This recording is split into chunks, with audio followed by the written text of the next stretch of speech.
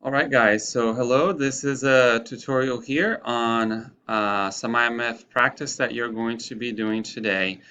So as a quick recap, okay, if we go in order of increasing melting points,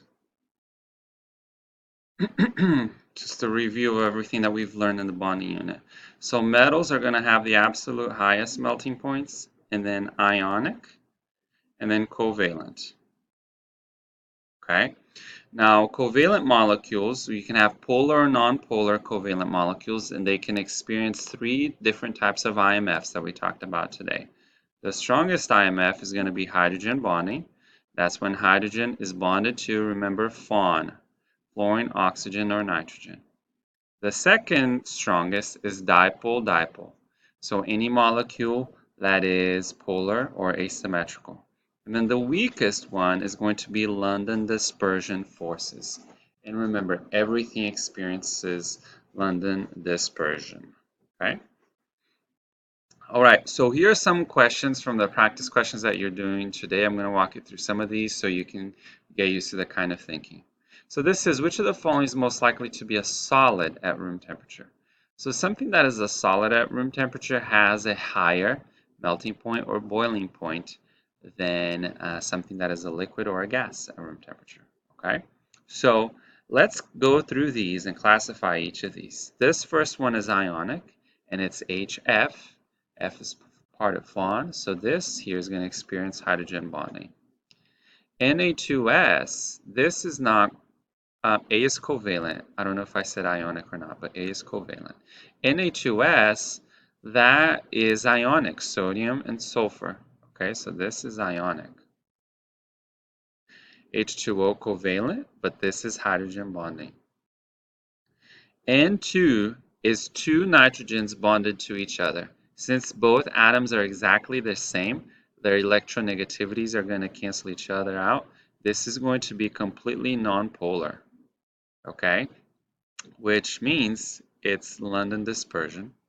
This here, NH3, H bonded to N, this is going to be hydrogen bonding.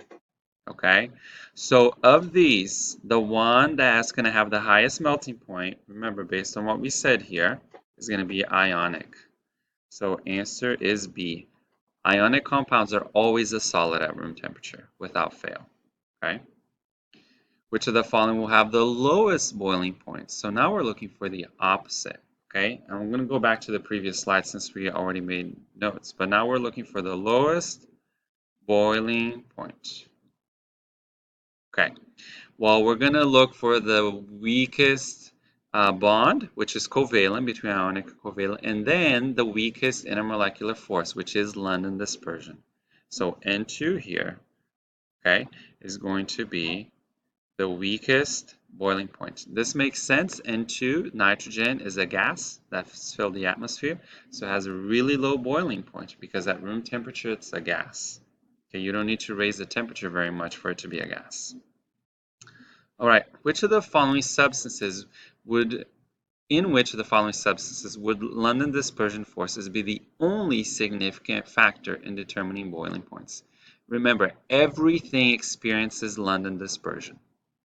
Absolutely everything, okay, without fail. Even ionic things experience London dispersion, okay? So this is two chlorine atoms bonded to each other.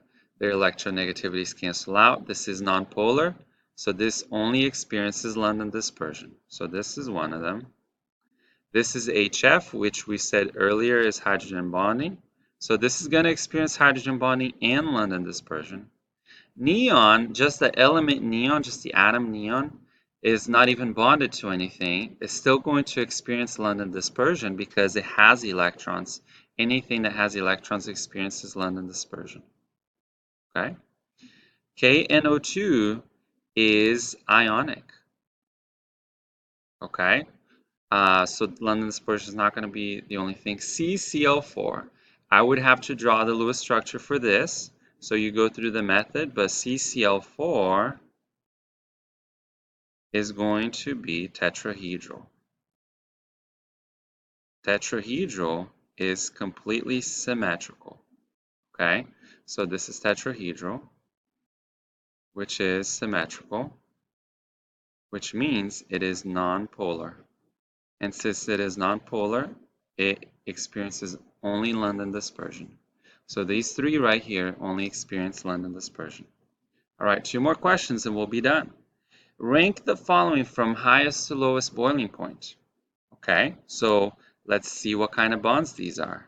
This is ionic. Okay, so that's going to be pretty high. This over here, sodium, is a pure metal. So that's going to be pretty high too. F2, again, two atoms that are identical, their electronegativities are going to cancel each other out. This is going to be completely nonpolar electronegativity difference of 0. So this is going to be only London dispersion. What about SO2? Very tempting to think that it is linear through the whole process here because you know how to draw this, but basically this is the Lewis structure right here.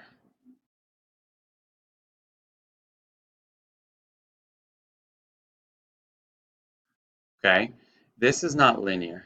This is bent with an angle of less than 120. So this is not symmetrical. Remember, things with lone pairs that's not linear or planar are asymmetrical. So this is asymmetrical. This is polar, which means it experiences dipole-dipole. Okay, so ranking these from highest to lowest boiling point would be metal first, then ionic, then SO2, then F2. Okay? And then finally, this question here. So this trend you see in the periodic table for the noble gases is the further down the group you go, the higher the boiling point gets, the closer and closer to 0, which means it's going up, okay, in Celsius. So why is this happening? Well, if you look at the atomic numbers, and I don't have these in front of me, but I believe that it's 2 for helium, so it's got 2 electrons, 10 for neon, so it's got 10 electrons, 18 for argon, so it's got 18 electrons, and I don't even remember what krypton is, okay? But the more electrons something has, or the larger it is, whether it's an element or a molecule, the more London dispersion it's going to experience. So helium experiences a little bit of London dispersion, and then krypton compared to helium experiences a lot more London dispersion. The more London dispersion you experience, the greater the boiling point or melting point. All right, that's it. So this should give you enough information for you to finish the practice problems for today. Have fun.